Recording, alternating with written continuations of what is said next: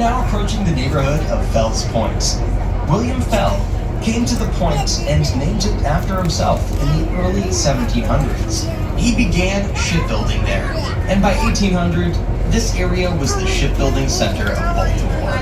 During the War of 1812, some of the first vessels commissioned for the U.S. Navy were manufactured here. Fell's family named many of these cobblestone streets after those in England.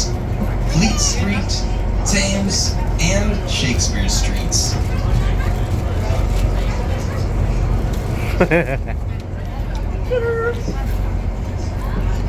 Fells Point is one of the oldest seaports on the East Coast and the first area to be settled in Baltimore. This is where trading ships unloaded cargo heading to Europe, and why many of the streets in Baltimore are constructed of cobblestones. Cobblestones were used as ship ballast in the early sailing days, and were unloaded in heaps before being replaced with goods and raw materials. With a lively and plentiful employment, the neighborhood served as home for many immigrants. After the Civil War, the neighborhood soon fell into decline. Today, it is a vibrant community home to many restaurants, taverns, bars, and pubs, which attract the young adults of Baltimore. Warehouses that once housed grain and coffee, among many other things, now house offices, condos, and shops. See? Even he doesn't.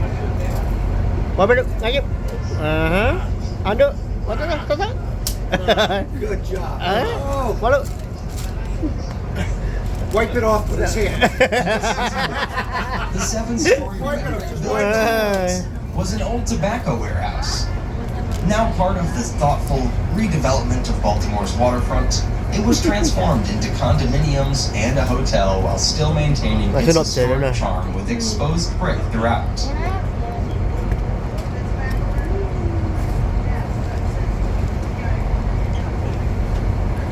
The neighborhood of Canton is yet another example of the extraordinary Renaissance. That is Baltimore's a town.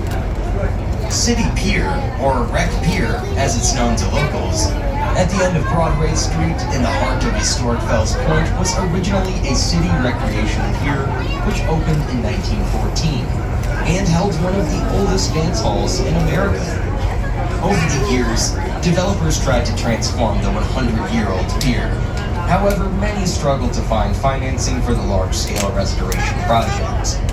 It was the founder of Under Armour, Kevin Plank, who took on the pier's extensive renovation.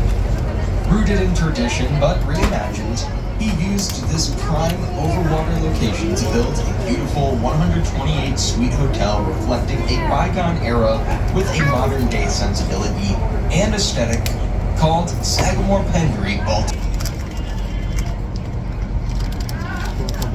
Okay, folks, if you look to your left here, you'll see what I'm talking about. Two different types of tugboats. The one on the back, the stern of that barge, is an ocean-going tugboat used for pulling and pushing barges. And then, of course, the one on the side of the barge, tugboat. Looks like they're getting ready to move this barge out of here. Probably bring another one in to unload it.